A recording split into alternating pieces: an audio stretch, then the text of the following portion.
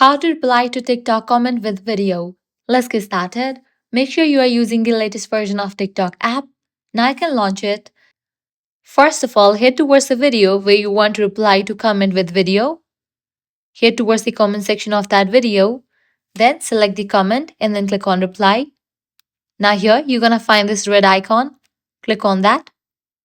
Your camera will open up. Now you can go ahead and take a picture or shoot the video or select it from your gallery. I'm gonna select it from the gallery. Once you have selected it, now click on next. The picture or the video that you have selected to reply will also be uploaded in your own TikTok account.